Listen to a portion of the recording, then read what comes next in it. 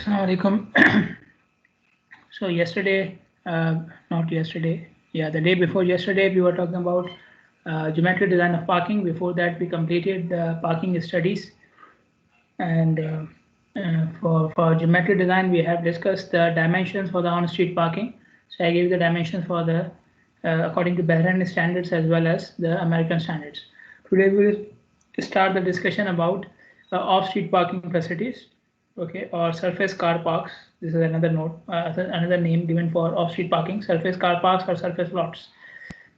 So the main difference between the on-street and off-street parking is that in on-street parking you are designing each parking side as a separate area, right? So for example, here, so you have this parking area available to you, and this is only one side of parking, right? One side of the street. On the other side of the street, you may have another you may have other parking spaces, but their design will be completely separate from these one. There is no connection between the two sides of the streets. Even if both sides have parking, there is no connection between them, right? There's a street in between, which is completely separating the sides of the sides of the parking spaces. Okay, so in on-street parking, you are designing each line of parking spaces separately. Okay, and if it is across the street, then you will design that as separately as well. Okay, but in off-street parking, you have an area, and that area is enclosed, and that is completely off the street. Okay, so now you have the full area. Okay, so you are not designing one side of parking or one line of parking spaces. You may have multiple parking lanes and sides and so on, and all of them are connected within the same area. Okay, it's the whole area. So the main thing is that the parking spaces on different sides and different lanes are connected to each other now. This is the main difference between off-street and on-street parking. Since in on-street parking, you had the limitation of the street itself. You cannot move the street if you need more width or more length for the parking spaces. But in case of off-street parking facilities, you have the whole area to you. Okay, so the whole area is with you, so you can manage or the layout of the parking area however you want to provide the parking in such a way that the vehicle can park in one distinct maneuver. Okay, sometimes the parking space is so tight that you have to go forward and backward number of times before you can fit your car in the parking space. This may be the case more often with on-street parking, but it should not be the case with off-street parking, because you have the whole area to you. You can arrange the parking space as you like. Okay, you can make it shorter or bigger or whatever. Okay, and there is no limitation apart from the boundaries of the area itself. And the area obviously would be a bigger, will have bigger dimensions than the side of the road. Okay, so there is less restriction here, more flexibility. So you have to lay out your parking area in such a way that the vehicle can move in the parking space within one distinct maneuver. Okay, so let me show you different arrangements of parking spaces. Now, since we are talking about moving into the area with one distinct maneuver, and you have the whole area, and the objective is to maximize the number of spaces to fit within the area. So you have the outer boundaries of the area, and then within them you have to maximize the number of spaces. And we already know that from the previous knowledge that number of spaces cannot be maximized if you are using parallel parking. So very rarely, very rarely you would see parallel parking for off-street areas, for off-street surface lots. Usually they are inclined. Okay, they are inclined so that you can maximize the number of parking spaces. So inclined can be 30, 45, 60, and 90 degree. Okay, and as I said, now you are not designing one line or one side of the parking. You are designing a whole lane of parking. Okay, and each area may have multiple lanes. One parking area may have multiple parking lanes. Okay, and you would have parking on both sides of each lane. Okay, so in one parking area you will have multiple parking lanes. Within one parking lane you will have two sides of parking. Okay, so the total width for each parking lane is given here according to the angle of inclination, and something we discussed yesterday as on Tuesday as well, that when you increase the angle of inclination you need more width. So you can see the same principle here. For 30 degree the width is 42 feet, and for 90 degree it is 58 feet, and as you increase the angle of inclination the width required is also increasing. Now the dimension of each parking space, this one space is the same as the on-street parking. Okay, so these dimensions, this, for example, this 12 feet and 18 feet and 8.5 feet is not only for on-street parking, it is also for off-street parking as well. It's according to the size of the car. So it's the same car whether you are parking on a street or off street. Okay, so the dimension of each parking space will not change. Okay, so they have not written it here again for each and every space, but you can go back to the on street parking dimensions and you can use the same thing. Okay, then between two sides of parking we have some clear space. Obviously you have to give some space for the cars to come into the space and go out of the space. So that space it will be again accordingly to the angle of inclination. Okay, for 30 degrees the width is only 15 feet, and we are talking about the clear width, and this is 10 feet, sorry, 10 feet. The clear width between the two sides of the parking space is 10 feet for 30 degree, 11 feet for 45 degree, and so on. Okay, so this clear width is known as aisle, A-I-S-L-E, aisle. Okay, what is aisle? This is the clear width between the two sides of the parking spaces. Okay, clear width.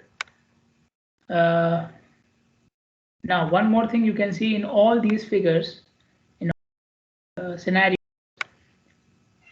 there is some space left at the start of the lane and there is some space left at the end of the lane. These spaces do not have any parking stall, right? This much length and this length do not have any parking space, right? Same thing with 45 degrees, same thing with 60, and same thing with 90 degree as well. Why? Because in one parking area you may have multiple lanes. So what would happen if you don't find the space in one lane? Then you should be able to go from one lane to the other, right? So these spaces are left. So each lane in off-street parking must have some clear length at the start and at the end.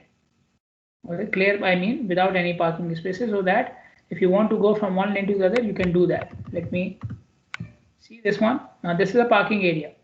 You can see two lanes here. Okay, so you enter from any lane and then now let us assume that it is completely filled. Okay, it looks empty, but let us assume that at some time of the day it is completely filled. Then you should be able to get to the other lane.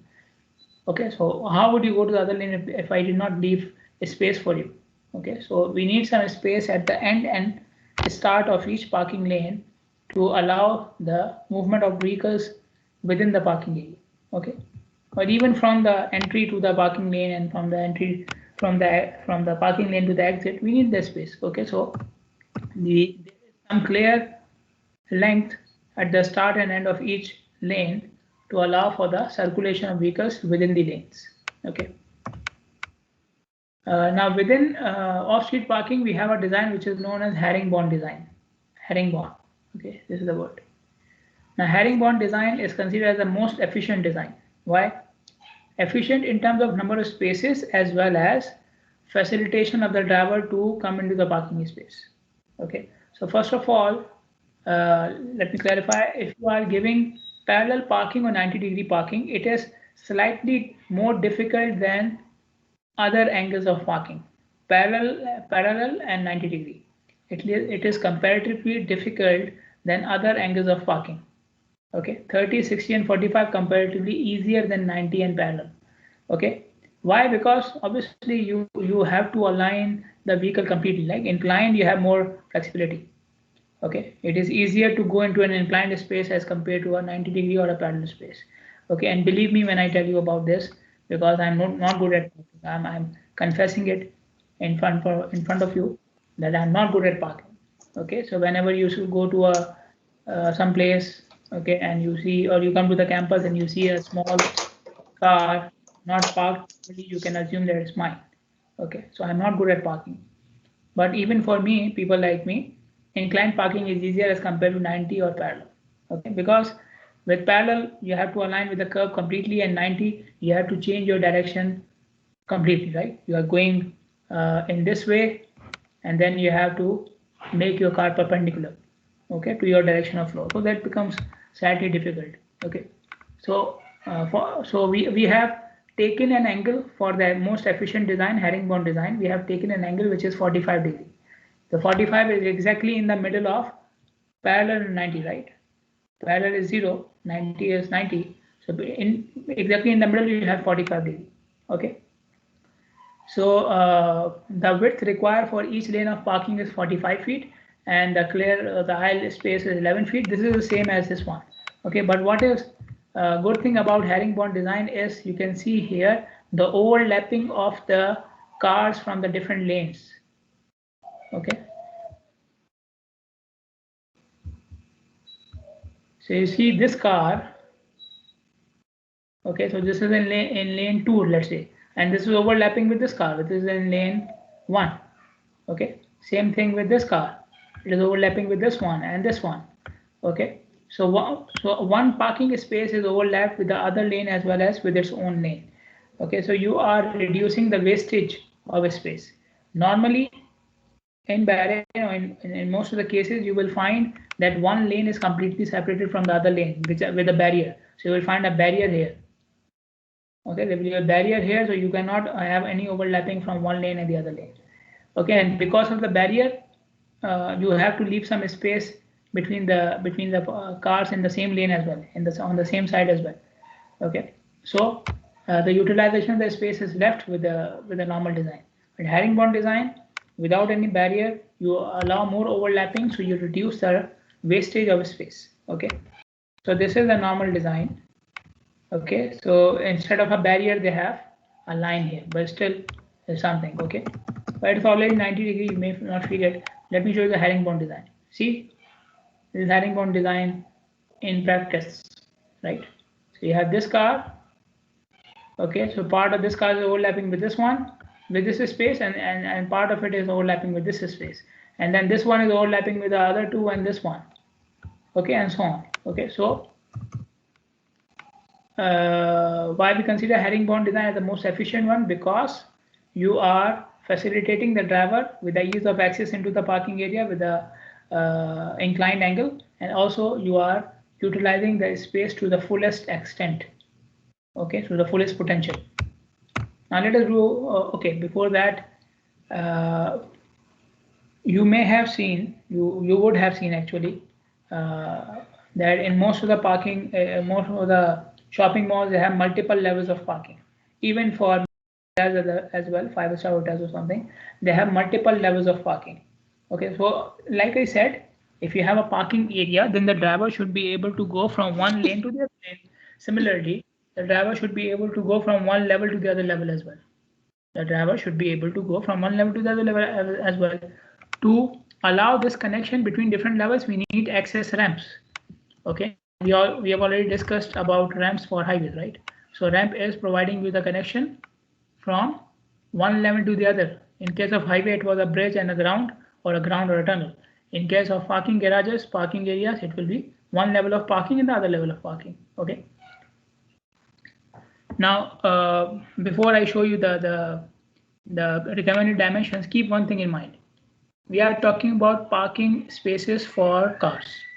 So car is a smaller vehicle, doesn't require much space, and its turning and acceleration and deceleration is very efficient as compared to heavy vehicles, right?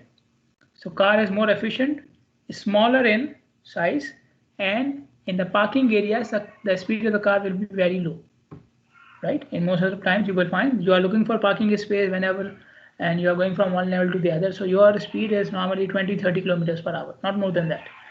So you're designing for a smaller vehicle, slow speed, and with better efficiency. Okay. On the other hand, you are also trying to minimize the space used by the ramp as well, because the space used by the ramp will not be utilized for parking, right? the space in which you have constructed the ramp, you will not have any parking spaces on the ramp. So we are trying to design a ramp which is for very easy circumstances, because it is for a small vehicle, low speed, more efficiency, and at the same time we are trying to minimize the area required for the ramp as well. So the ramps are normally sharper and steeper for parking areas as compared to highways. Much sharper and steeper as compared to the ramps for the highways. Okay, for example, for straight ramps, you can give a slope of one gradient of 1:10, which is 10%. Now 10% is considered very steep slope for a highway. Okay, so but you can give that because there are no heavy vehicles here. Yeah? Similarly, if it's a curved ramp, you can slightly make the slope milder by going up to 1:12, which is still high as compared to highways. If you have a curved ramp on highways, so curved ramp means what? Curved ramp will be, you may have seen the curved ramps, they go like this, right? So you are coming from this level, you take the curve, and then you go to the other level like this. Okay, so if you have a curved ramp, then obviously on the curvature you are having difficulty of turning, and your side distance is less. So to increase or to provide better flow, you can reduce the gradient from to 1:12. Okay, but this is still considered higher for a curved ramp as compared to the highways. If you have a curved ramp on the highway, the slope will be much lesser than this one. Okay, slope is steep, 1:10 for straight, 1:12 for curved. Width is 2.7 meters, which is the same as the minimum width for a lane. Okay, the minimum width for a lane and the minimum width for a parking ramp is the same because it's the same car. Okay. If you are providing a curved ramp, then you have to consider the radius as well as the super elevation as well. So radius can be as less as 21 meters, and the super elevation can be as high or more than 15%. If you remember, the highest super elevation for a highway was 12%. Here they are saying it should not be less than 15%, say 15% or higher. Okay, and since you are providing a very sharp radius, 21 meters is a very sharp radius. So we are providing a sharp radius because we don't have much space, or we don't want to utilize much space. In that case, to facilitate turning, you should increase the lane width to 4.8 meters. Okay, and this is a trick which we apply on the highway as well. Sometimes on the highway you have to provide a sharp curve, but I want to make it safe as well. So you have a sharp curve and a high super elevation. What should you do? You cannot increase the radius because the space is not there. So you increase the lane width. So the car will utilize the extra width to make the turning. Instead of making the curve wider, you just increase the width of the lane. So you will require less space, and this is just for the turning. Okay, so wherever the ramp is turning, you can increase the lane width and still provide a sharper radius. Okay. Now we have new systems where there are mechanical devices and elevators in which you can go from one level to the other. Like you use elevators for your own movement, going up and down the lift. We have the elevators for the cars as well. Okay, so you go inside the parking area, there's an elevator for you, for the car, for the car. You park your car inside the elevator, and the elevator will go up and take you to whatever level you want, and you come out of the elevator and you park your car there. Okay. Maybe more than 1 year ago, a group of my students did a project about these elevators, and they,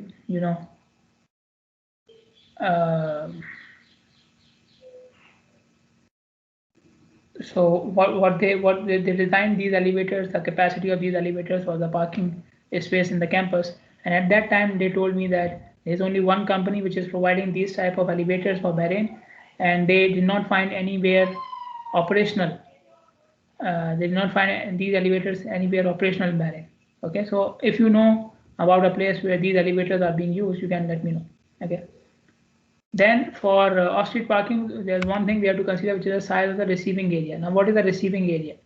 When you enter the parking area, there is some distance from the entry point till the first parking space. That is the receiving area. Okay, the distance from the entry point to the first parking space, that is the receiving area. Usually we leave some space.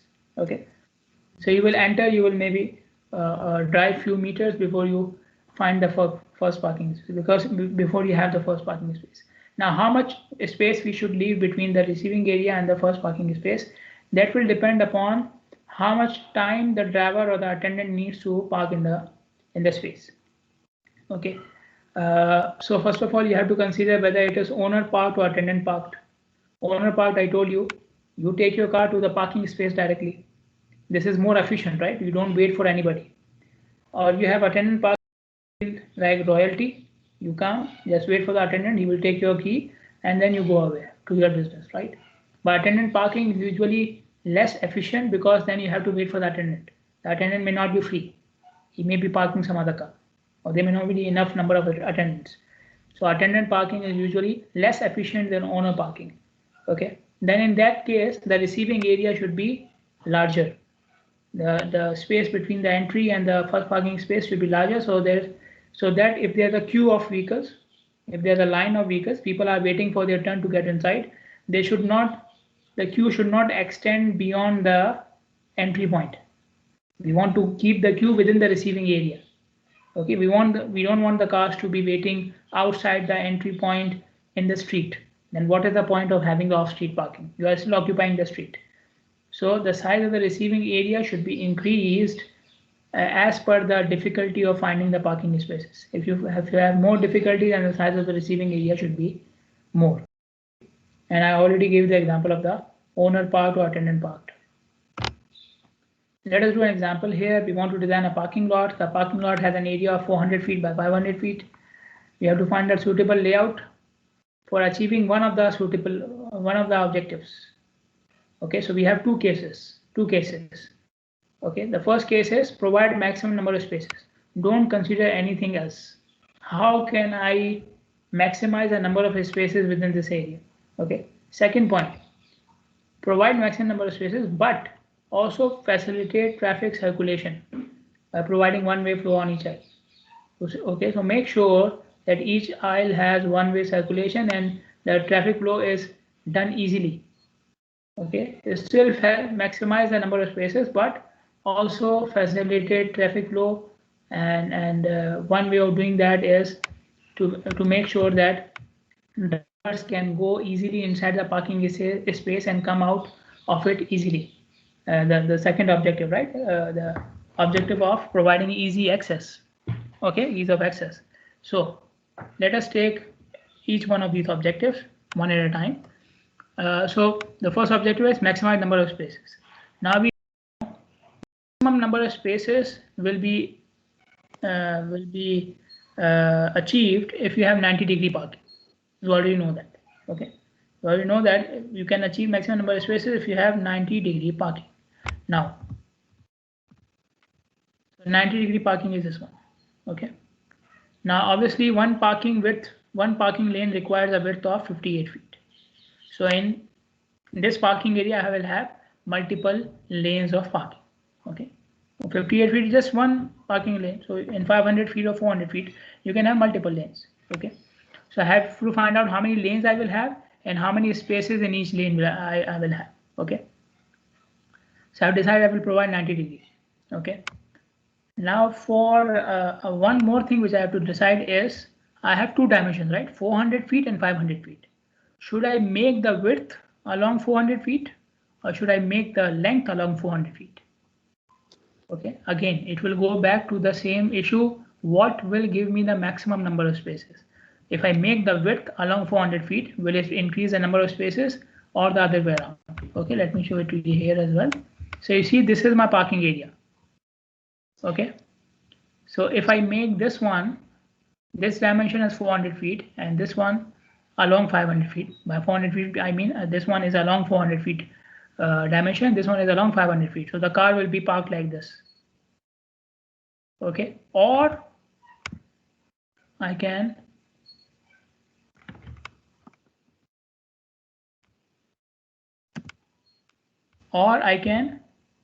rotate the car. I can rotate the parking space like this. Okay, So along 400 feet, I will have the length, and along 500 feet, I will have the width of the lane. Okay, so which one will give me more spaces? This is what I have to check. Okay, so I will try both combinations. Okay, having width along 400 feet and then having width along 500 feet, and I will check which one gives me more parking spaces. Okay.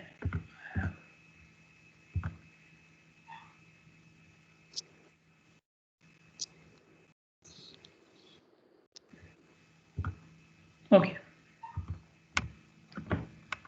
So first of all, let us say that the width will be along 500 feet and the length will be along 400 feet. The width will be along 500 feet and the length will be along 400 feet. So okay, take out your calculators. If the width is along 400 feet and one lane requires 500 feet, one lane requires 58 feet. So how many lanes you can have in 500 feet? One lane requires a width of 58 feet. So how many lanes you can have in 500 feet? Give me this number.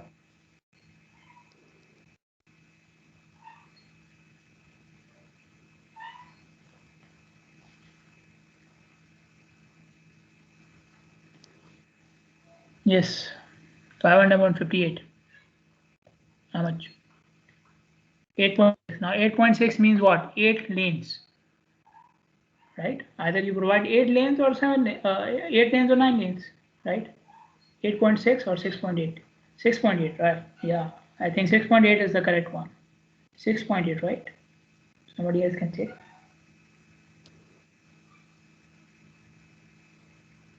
What is correct one? 8.6 or 6.8?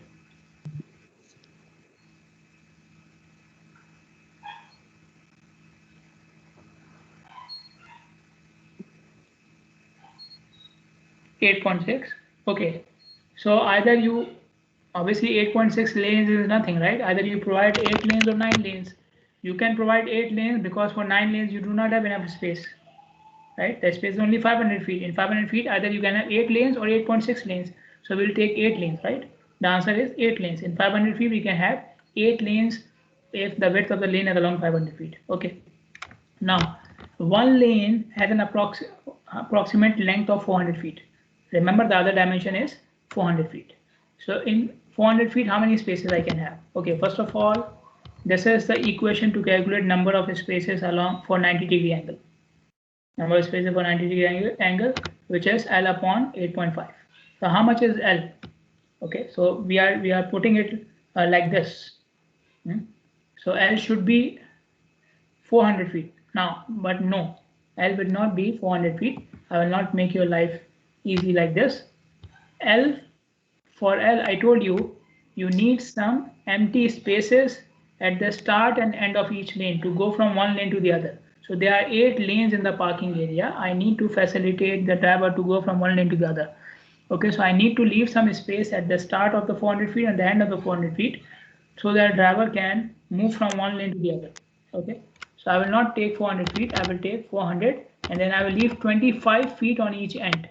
I'm leaving 25 feet on each end for this circulation of vehicle from one lane to the other. So 400 minus 2 into 25.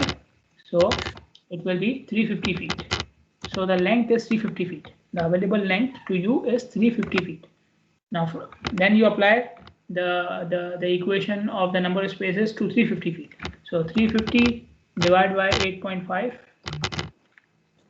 gives you how much?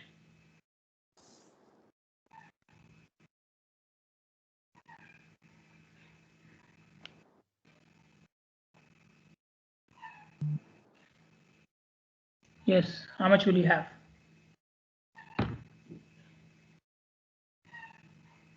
41. 41 parking spaces. So 41. Okay.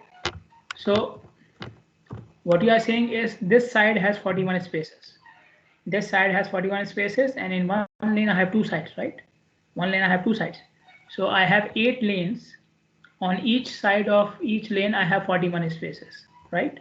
So yeah, 41.17 will be 41, right? You cannot have 41.17 spaces, right? So 41 on each side, multiply by 2 for both sides, multiply by 8 for 8 lanes. How many parking spaces you got?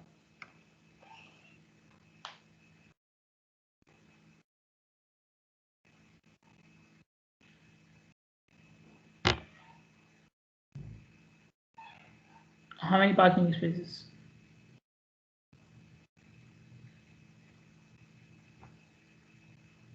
656. Okay.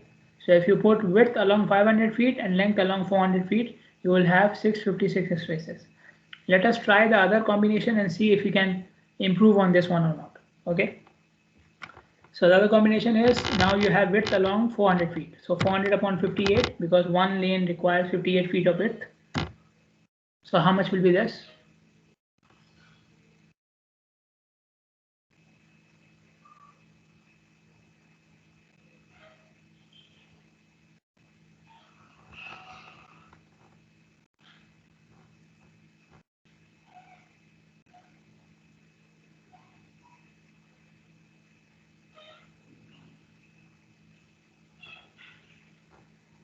Six 6.89 doesn't mean 7. Again, 6.89 doesn't mean 7. 6. Where will you find the extra space for to make it 7? In 400 feet, I can have 6.89 lanes. Okay, so after 400 feet, I have the boundary. I cannot make it 7. Then I need extra space. I will bump to the wall. I have to break the wall of the parking area. I cannot do that. So 6.9 can mean 6. It cannot mean 7. It cannot mean 7 because you are enclosed in the area. If that area can have 6.9, then you cannot give 7 there. Okay, you can give 6 to make it round. You can give it 6. Okay, so 6 parking lanes. Then in each parking lane, how many spaces will I have? So 500 feet is the other dimension, minus 2 into 25 again to give the circulation of vehicles. So you will have 450. Okay, so 450 feet is the available length, and the equation is again the same. 450 upon 8.5 will give the number of spaces. How much you got?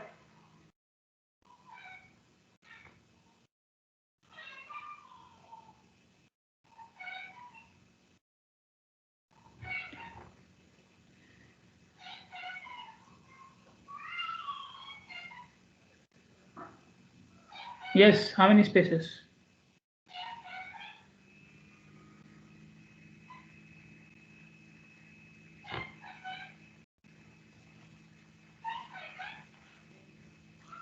$52. Okay, so again 52.94 means 52. Okay, so 52 spaces on each side, multiply by 2 for both sides, multiply by 6 for 6 lanes. So how many spaces you got? How many spaces you got?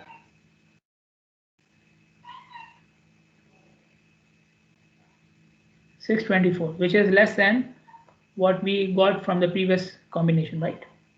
Okay, so I will go for the previous combination. What was that? 90-degree parking, width along 500 feet, length along 400 feet. This is my final design for the first objective. If I want to maximize the number of spaces in this parking area, then I should provide 90-degree parking, and I should have the width of each lane along 500 feet, and I should have the length along 400 feet. Okay, now let us look at the other criteria. The other criteria was maximize the number of spaces with efficient traffic circulation as well. And I told you for that you should go for herringbone.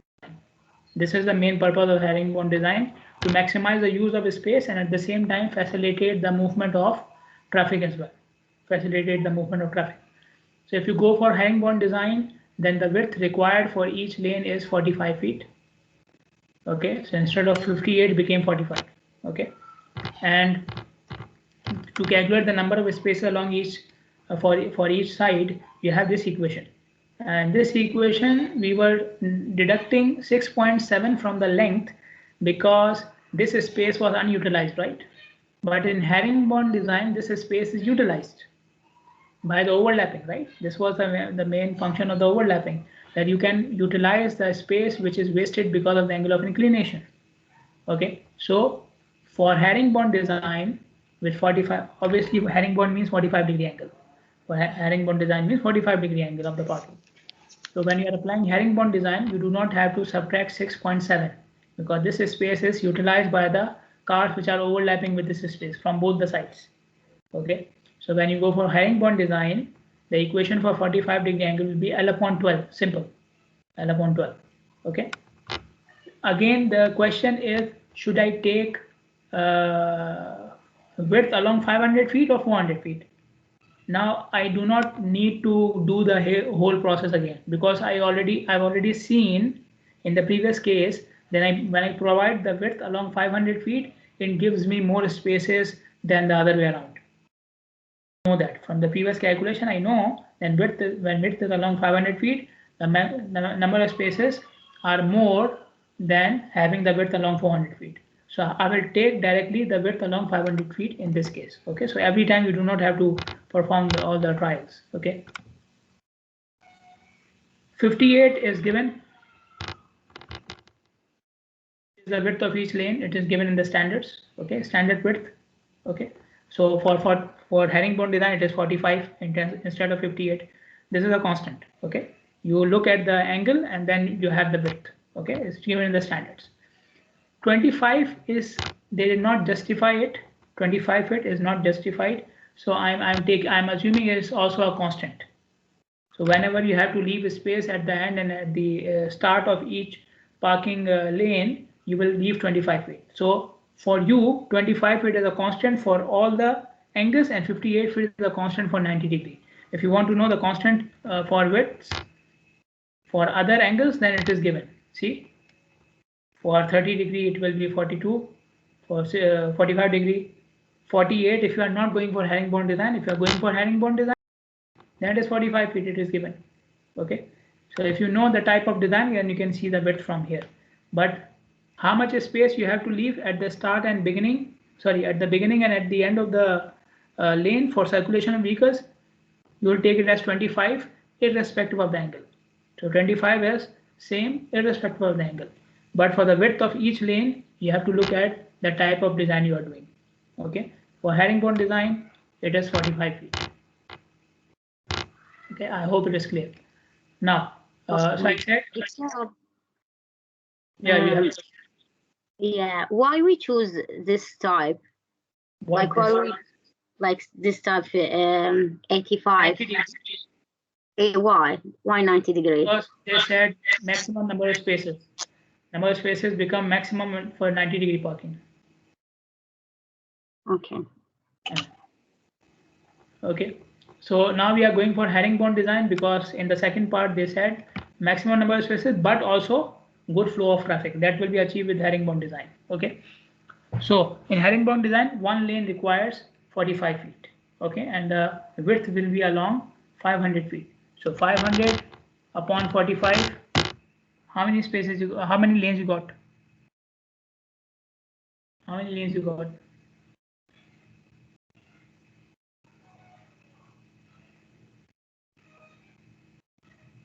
11. Okay, 11 lanes, and then in one lane, how many spaces I can have? On one side of each lane, how many spaces I will have? So again, I have 400 feet minus 2 into 25 for the circulation of vehicles. You will get 350. Okay, and 350 divided by divided by 12. Okay, because each space has 12. Again, I told you we are going for herringbone design, so you are not subtracting anything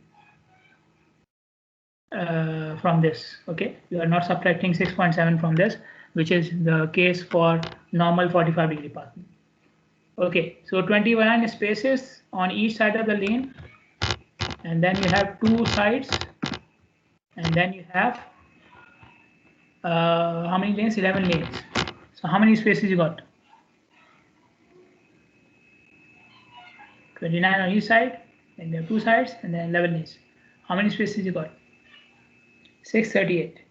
Okay, so with herringbone design, you will achieve 638 spaces, and when you are just for the first case, you achieved 656 spaces. So you are losing 18 spaces just to facilitate the flow of traffic.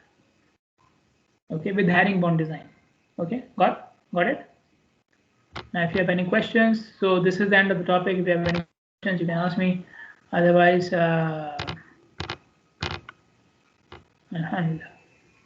Otherwise, I will go for the attendance. Doctor, Yes. I have a question about the assignment. What timing? If the problem I found that the lane width is not enough in the solution, I just have to write the suitable lane width. Yeah, suitable lane width, and why you are suggesting this lane width? Because of the standards, yes. Yeah. So you, in the standards, I gave you the range, right? So why from the range you are picking this value? Something like this. I have put the photo from the slide, Doctor, for the Yes. standard. Yes. Okay, Yes. okay. What do you mean from the standard? Okay. No, you write your reason. I think there's no, if you are using a table or a figure, then you put that. But if you are just, I just gave you the range and I just gave you the justification, then you just write it. It's enough. Okay. Okay. If you use the equation table or a figure, then that should be included in the report. If you are just picking a value from the range, then you tell me in your words why you are picking this value, and that's it. Okay. Doctor, I have a question. Yes. Doctor, my problem does not have a calculation. For example, the highway have cracks on the ground, so it may cause accidents like this. I can use it. Okay, you have to focus on the geometric design issue, the dimensions and radius and curvature. Okay, thank you. Okay, do not look at the pavement because we did not study pavement, right? Okay, so what will you suggest? Fill up the cracks. Okay, well, you have to give me some value or something, right? I'm recommending this value, something like this. Okay, so you cannot do it for the surface of the pavement. We did not do anything. So surface of the pavement is not part of your problem. Okay, it should be related to the geometric design, radius, gradient, design speed, lane width, the things we have studied. The things we have studied. Don't go beyond that. Okay. Okay, Ala Ahmad. Ala Ahmad. Yes, doctor. Yes, doctor. Yeah. Muhammad Al-Ajab, Zahra Ali Ahmad, Balqis Muhammad. Zahra is here. Muhammad Al-Ajab, Balqis Muhammad. Mahdi Abdulillah, Hala Munir, Faye Ibrahim. Mahdi Abdulillah, Hala Munir, Faye Ibrahim. Okay, Faye was there in the previous section, sorry. Ali Hussain, Huda is here. Ali Hussain.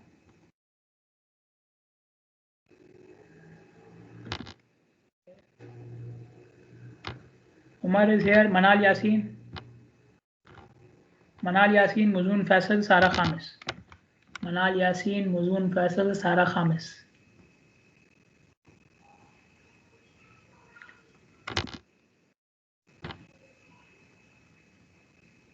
Okay, Noor Tawfiq, Muhammad Jafar.